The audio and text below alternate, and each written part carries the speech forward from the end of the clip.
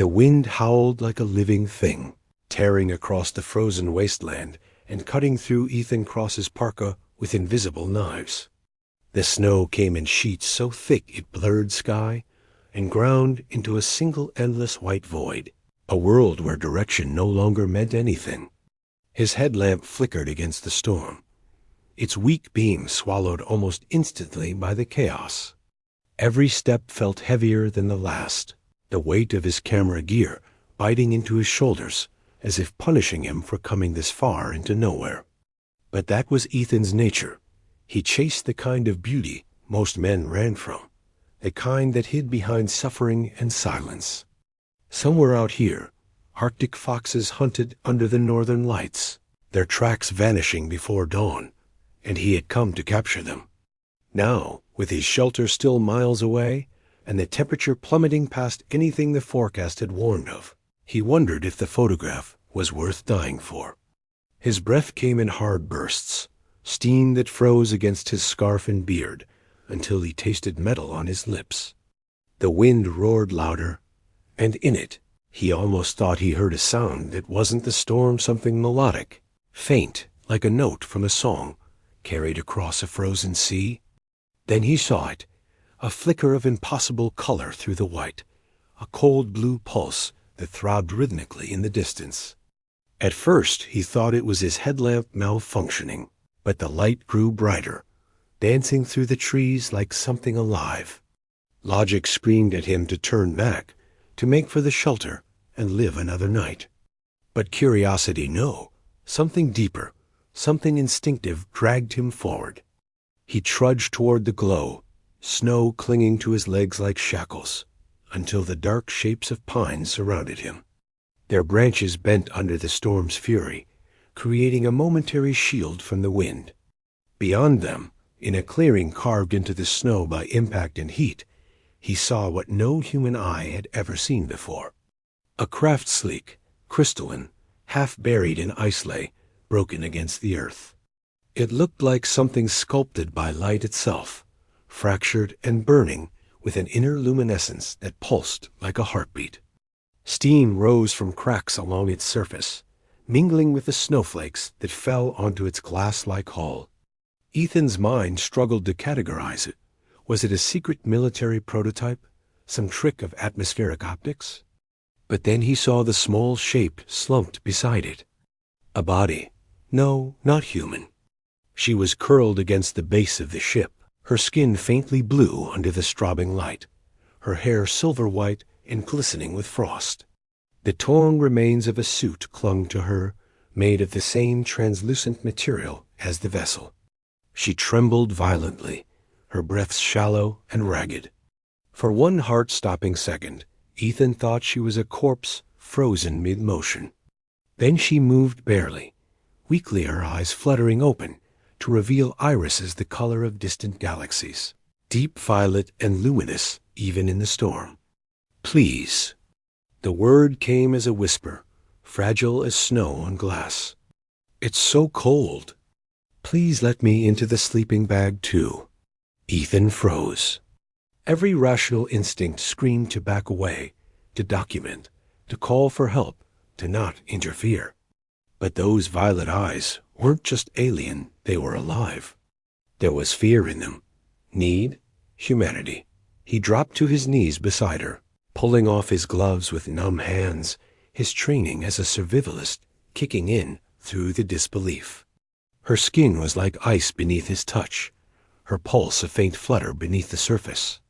"You're freezing," he murmured, as if she could understand, though part of him knew she could. His pack hit the ground, fingers fumbling through it until he found his emergency bivy sack and sleeping bag.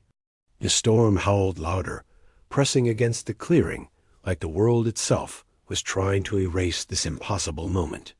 He pulled the bag open, gesturing for her to crawl inside, but she didn't have the strength. So he helped her, lifting her weightless frame, feeling the tremor of life barely hanging on. The moment she was inside, he followed, sealing the entrance, wrapping his arms around her trembling form.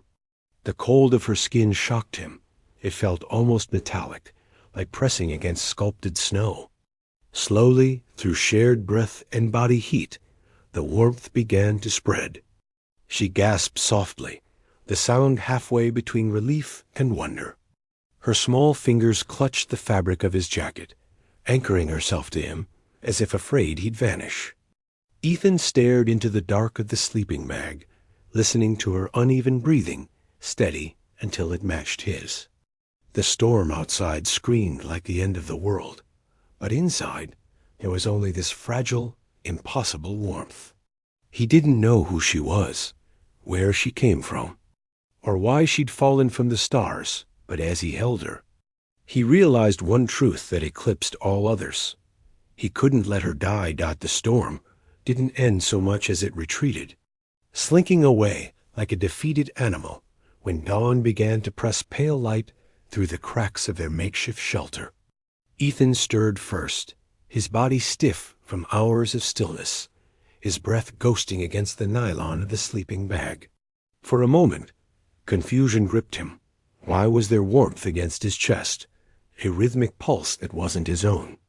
Then memory returned in a rush.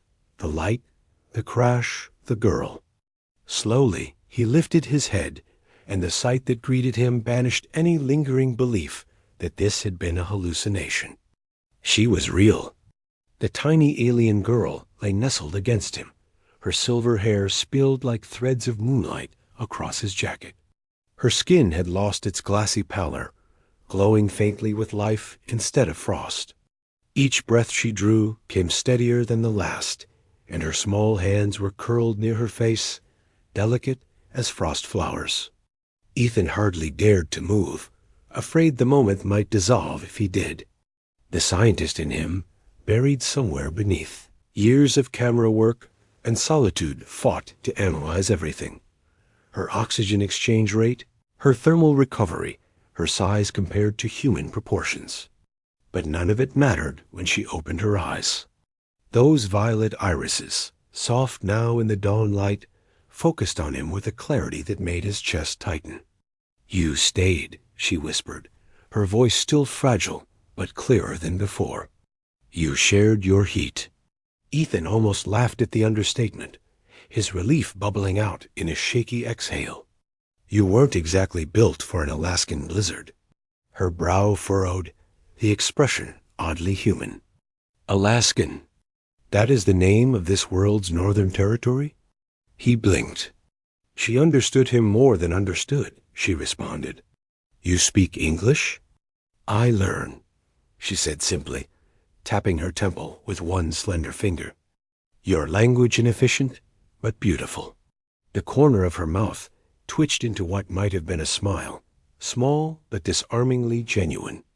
Ethan felt something twist in his chest, a flicker of awe and tenderness that went deeper than curiosity. He forced himself back to practicality.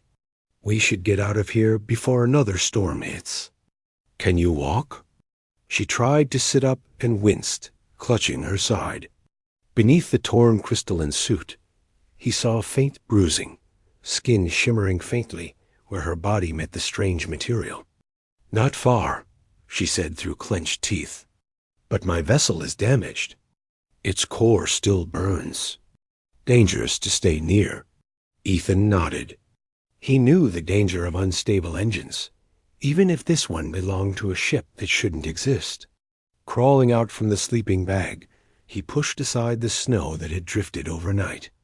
The sky was pale gray, and the world glittered with fresh frost, the kind that made everything look deceptively peaceful. He turned back to help her, his gloved hand steadying her elbow as she rose. She was light, almost weightless, her movements graceful even when weak. Together, they crossed the clearing toward the remains of her ship. In daylight, it was even more breathtaking, a sculpted miracle of geometry and translucence. The hull shimmered with an inner spectrum of color, but sections were cracked, leaking faint vapor that smelled faintly metallic. The impact crater had frozen solid around it. "This is impossible," Ethan murmured. "You came from where exactly?" She paused, her violet eyes sweeping the horizon as if searching for words that might fit into his small human understanding. "A world your scientists call glacialis," she said at last, "far beyond your solar system. My people, we do not fall easily. I was on a mission to observe, to make contact one day when it was time. But I was struck by interference before entering orbit. My vessel lost power." Her voice trembled, not from fear, but from memory. "I thought I would die before anyone found me." "Until you?" Ethan ran a gloved hand through his hair, breath clouding in the cold. "You're saying your people were planning to contact us? To study humanity?" "Yes," she said, meeting his gaze. "We admire you, Ethan Cross." The sound of his name on her lips froze him. "You know who I am?" "Your transmissions. The pictures you send to your networks, they are beautiful. You capture solitude without fear. My people cannot understand that." She tilted her head, studying him with quiet fascination. "Why do you go where others will not?"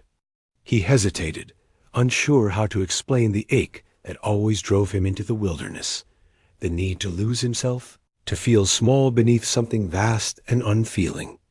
"Because," he said finally, "sometimes being alone is the only way to hear the world again." Her expression softened. "That, too, is something my people have forgotten." A gust of wind cut through the clearing, snapping the fragile moment. Ethan turned back toward the tree line. "We need shelter. My cabin's about 20 miles south.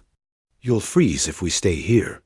She looked toward the horizon, then back at the shattered vessel, sorrow shadowing her face.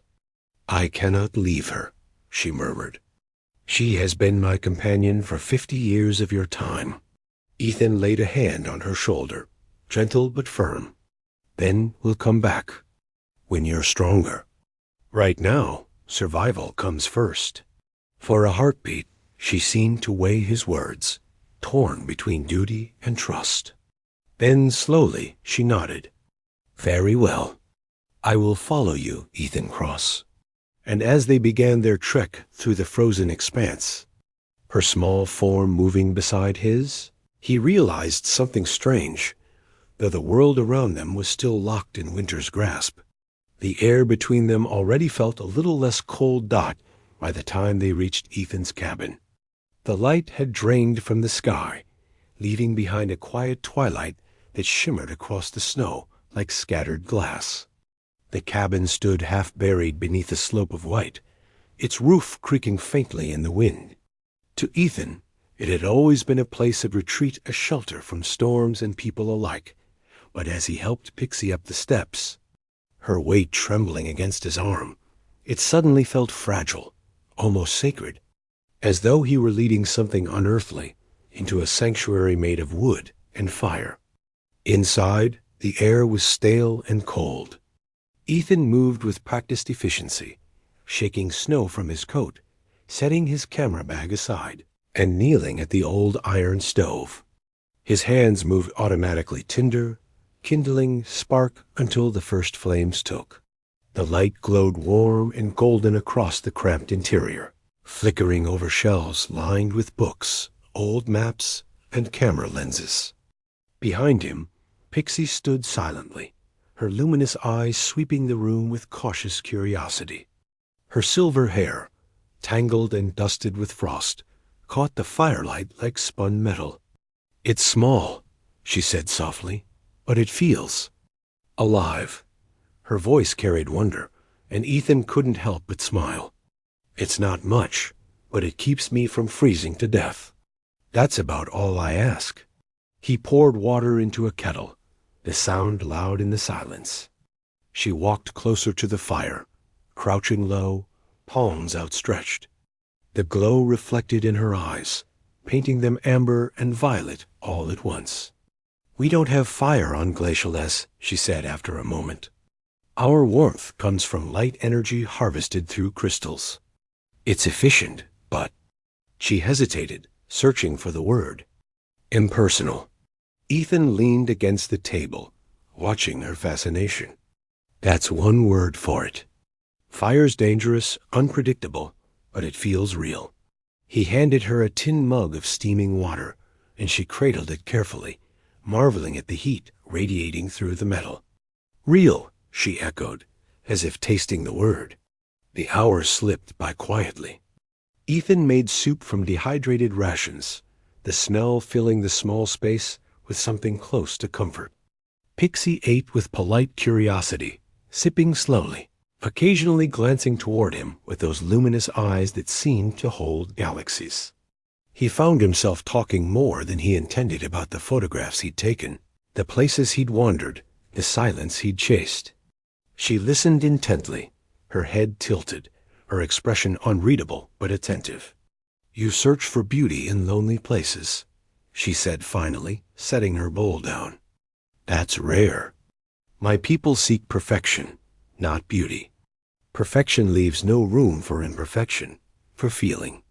Ethan looked into the fire, its dance mirrored in his eyes. "Maybe that's why I came out here," he said quietly. "To remember what feeling even means." A pause, and her voice, low and trembling. "Among my kind, emotion is something to be restrained, studied, not lived. But when you held me last night, I felt something I do not have a name for." Her words hung between them like fragile glass. Ethan met her gaze, the air between them shifting. "We call that warmth," he said softly, but they both knew he meant more. Pixie blinked, her breath catching as if she understood the weight beneath the word. The storm outside had faded into silence, a stillness so complete it made the crackle of the fire sound impossibly loud. She rose slowly and walked toward him, the floorboards creaking beneath her bare feet. Her movements were tentative, each step like a question. When she stopped before him, she tilted her head up, her violet eyes reflecting the golden light. "Is this what humans call closeness?" she asked. "This space between two bodies that feels necessary?" Ethan's throat tightened. "Something like that," he said, his voice rough. "Sometimes it's what keeps us alive." She reached up then, her small hand brushing his cheek. The touch was electric, soft, and startling all at once. "It feels like fire," she whispered. And before he could speak, she leaned forward and pressed her lips to his.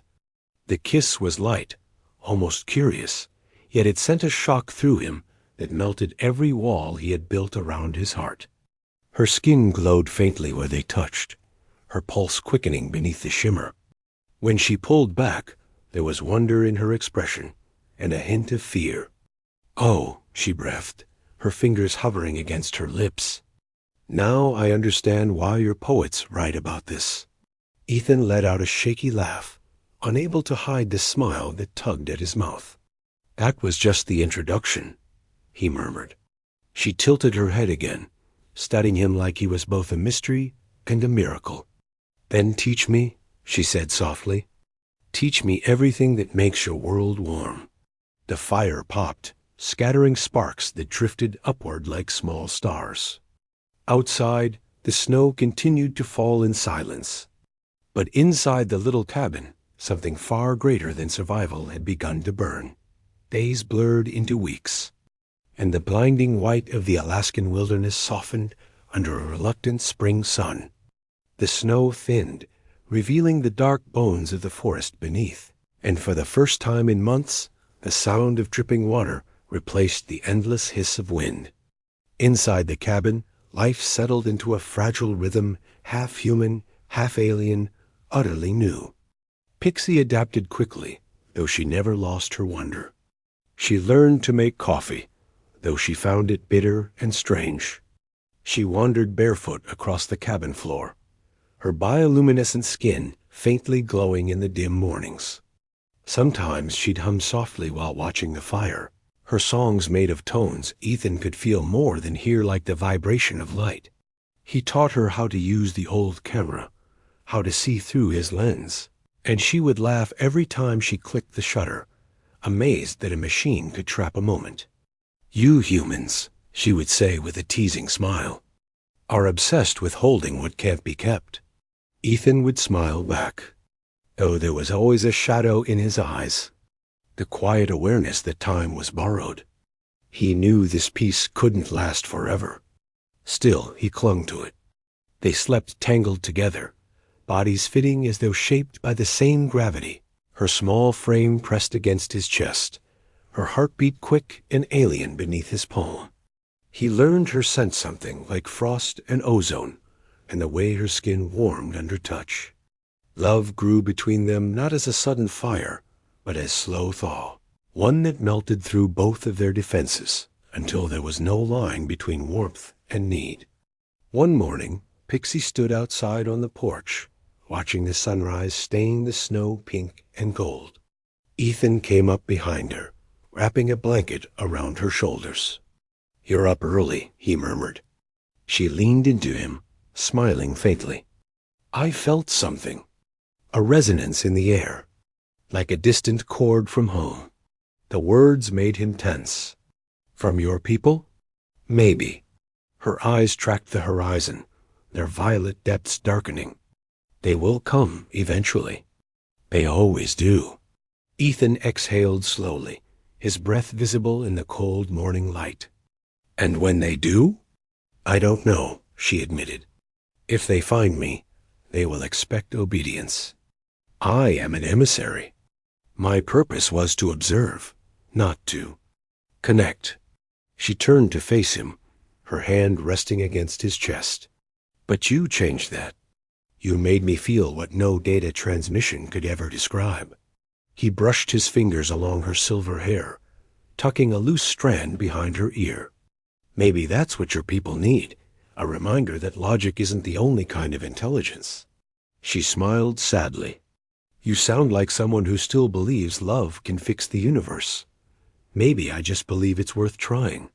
For a moment, silence stretched between them, fragile as glass.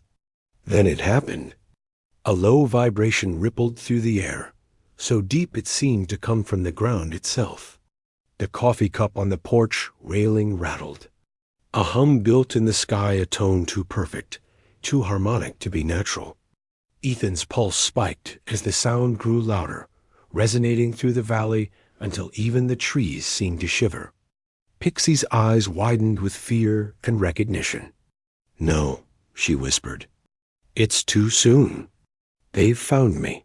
Before Ethan could respond, a shaft of light pierced the clouds, a brilliant column of blue and white that split the sky like divine judgment. Snow exploded upward as 3 crystalline ships descended in slow, silent formation. They were massive, their surfaces refracting sunlight into rainbows, alien geometry made flesh. The air grew charged, every hair on Ethan's body lifting with static. Pixie stepped back, her breath trembling. "That is the council," she said softly. "The Glacial High Council. They've come themselves." Ethan's heart pounded. "And that's bad?" She turned to him, her face pale and resolute. "It means I'm not just missing. It means my defiance has become dangerous." The largest ship landed in the clearing beyond the tree line, the impact shaking the ground underfoot. A section of its hull shimmered, then melted open like liquid glass. Figures emerged tall, elegant, and terrifying in their perfection. Their skin shone like frozen quartz, their eyes luminous and cold. They moved with the stillness of beings who had never known fear. At their center walked a woman cloaked in iridescent silver, her gaze sharp enough to freeze flame.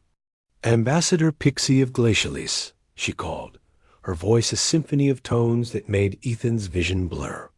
"You have been absent for 3 cycles. The council demands your return."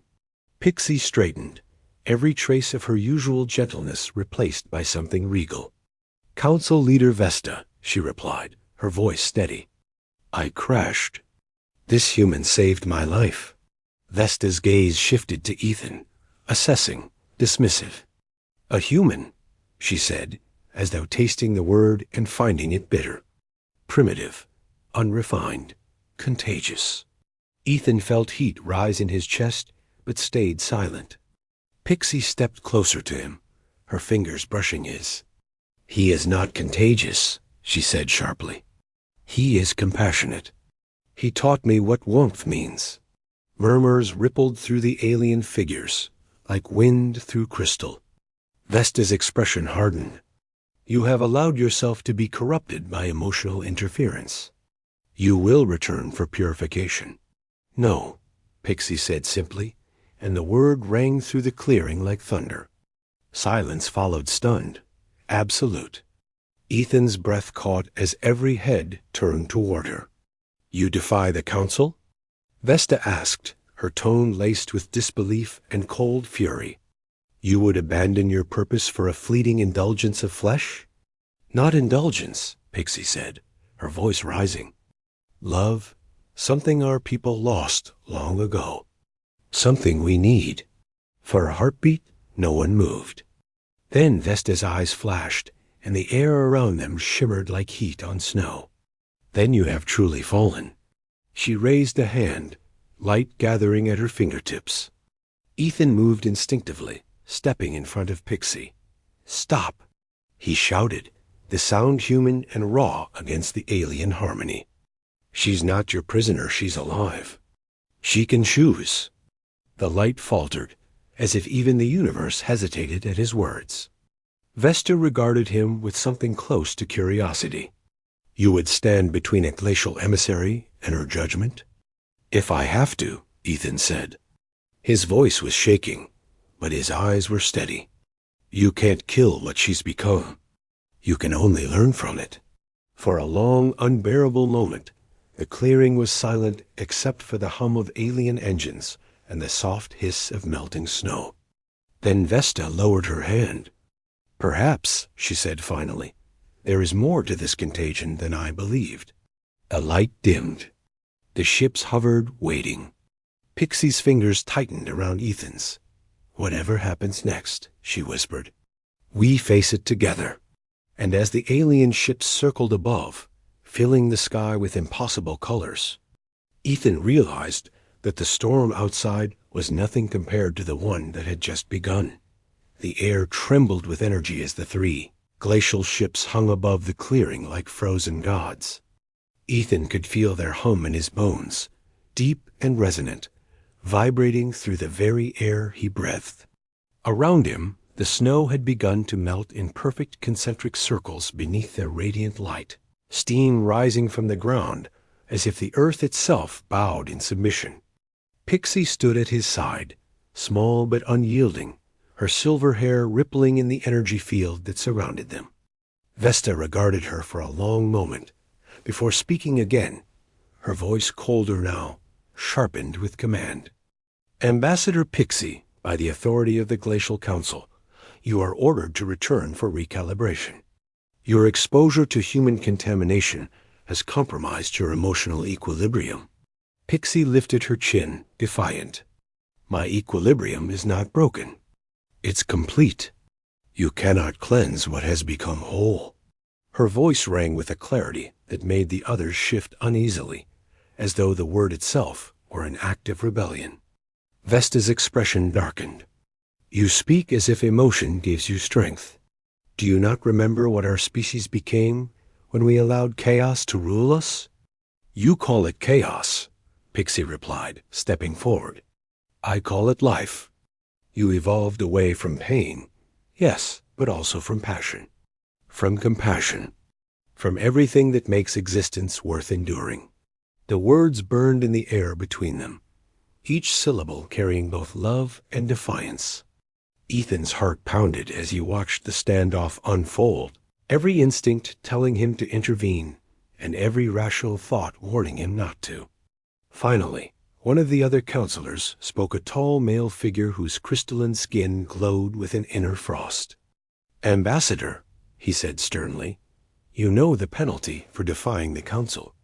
We cannot allow knowledge of our civilization, our technology, or our weaknesses to remain in the hands of primitives.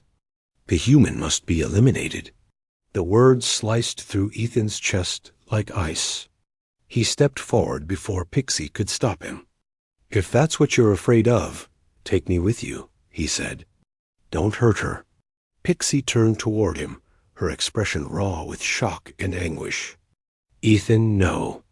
You don't understand what you're offering. You wouldn't survive among my people. He smiled faintly, though his pulse was roaring in his ears. Maybe not, but I can't let you face this alone. Vesta studied him, her eyes narrowing as though she were peering through the layers of his soul. You would leave your world for her? She is my world, he said quietly. Everything else is just coordinates. Something flickered in the council leader's expression, a fracture in the icy facade, the faintest echo of something like empathy. She turned her gaze back to Pixie. And you, Ambassador? Would you abandon your own kind for this human? Pixie didn't hesitate. Without him, I would be returning to an empty life. I would rather be exiled than hollow. The clearing fell utterly silent. Even the hum of the ships seemed to fade for a heartbeat. Then Vesta spoke again, her tone lower, more contemplative. You both speak of exile as if it were mercy. You do not understand the weight of isolation. Yet, she paused, her gaze drifting toward the distant horizon. Perhaps isolation is what we have earned. Perhaps your union is not corruption, but reflection proof that our perfection has cost us something vital. The other counselors shifted, clearly unsettled, but Vesta silenced them with a raised hand. There is a planet, she said slowly, in the neutral zones between our domain and yours. It was terraformed by a species long extinct. Its climate is temperate, its air breathable by both our kinds. It has been used as a meeting ground for diplomatic exchange, but it remains largely uninhabited. There you could live together. Pixie's eyes widened, disbelief and hope warring within her. You would allow that? Allow is not the word, Vesta replied. It is an experiment. A chance to see whether your kind of union is a warning or a revelation. She stepped closer, her crystalline features reflecting the pale blue light around them. You will both be exiles. You will have no contact with glacial East or Earth. You will build your existence from nothing. But you will live.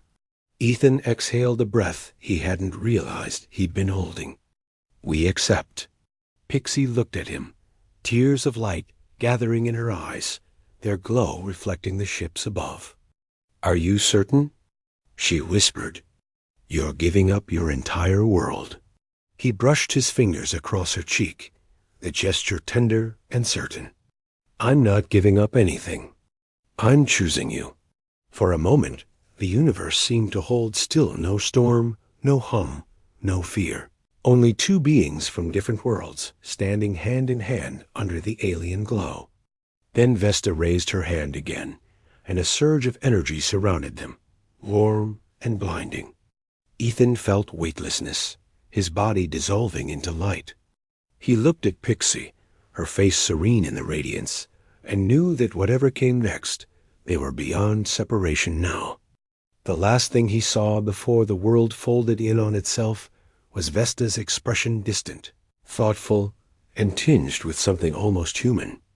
Let them remember, she murmured, her voice echoing through the storm of light. Let them teach us what we forgot. And then the snow, the cabin, the sky, all of it vanished, replaced by the pull of stars and the promise of a world yet to be born.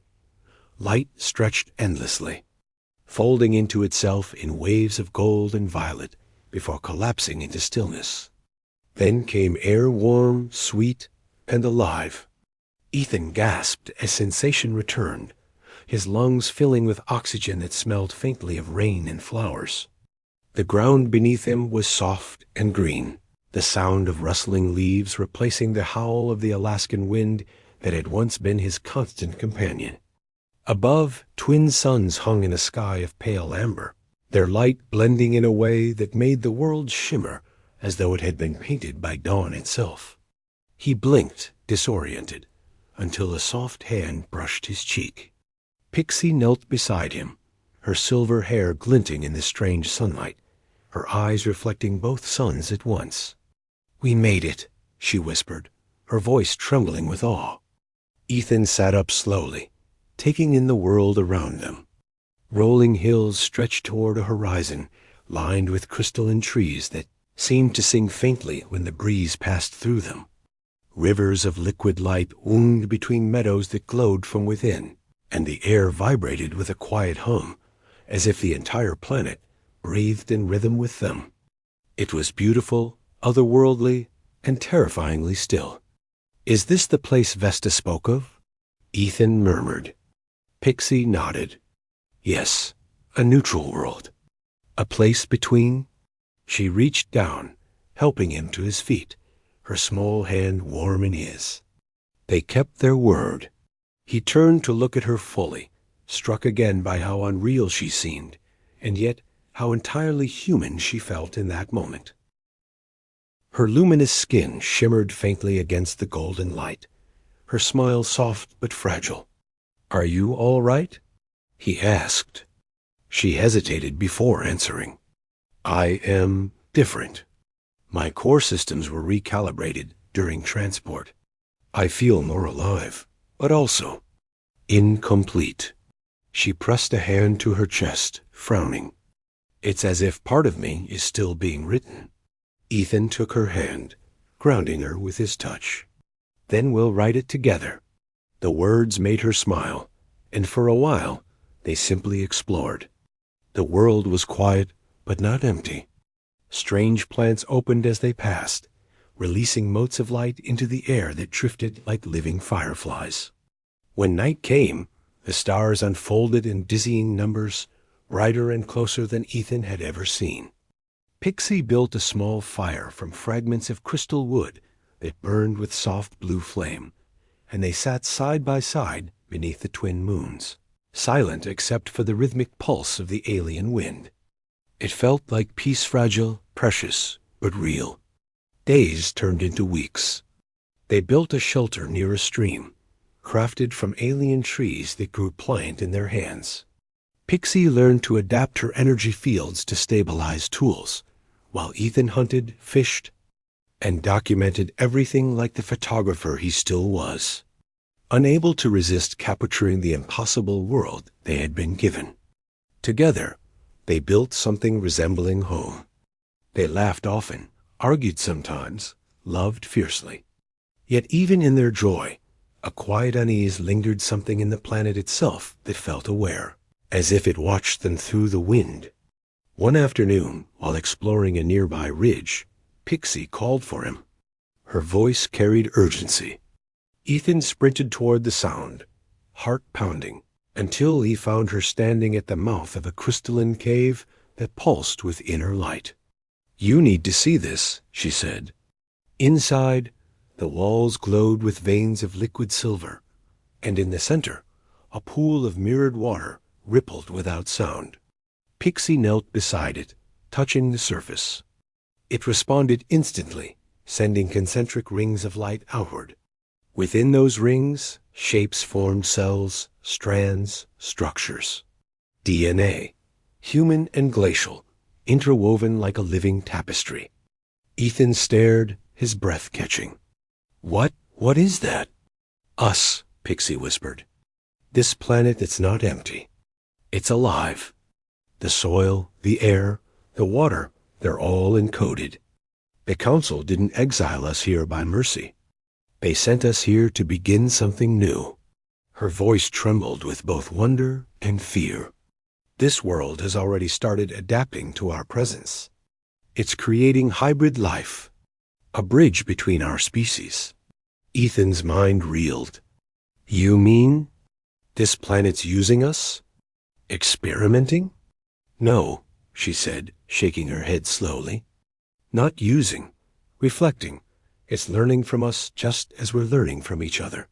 She rose and turned to him, her violet eyes luminous with tears. "Don't you see? They didn't send us away to forget us. They sent us here to evolve." Ethan stepped closer, cupping her face gently. "Then let's give them something worth evolving into." Pixie smiled through her tears and leaned into his touch. "I love you, Ethan Cross. Across galaxies, across every law my people ever made, I love you. And I love you, he whispered back, more than the stars that brought you here. They kissed then, softly, as the planet's light swelled around them. The air shimmered, the pool beneath them glowing brighter until the reflections blurred into one. The hum in the cave deepened, resonating with their heartbeats, and for an instant, the world seemed to breathe with them. Two souls entwined, rewriting creation itself. Outside, the twin suns dipped below the horizon, casting the valley in molten gold. A new wind swept across the alien fields, carrying with it the echo of laughter and the faint scent of fire and frost. And somewhere within that wind, the planet answered back, its voice tender and knowing. In the language of light, it whispered, "They are no longer two worlds. They are one." Beneath two suns, where cold once ruled, warmth had rewritten the universe, and love, fragile and infinite, had begun the first dawn of a new kind.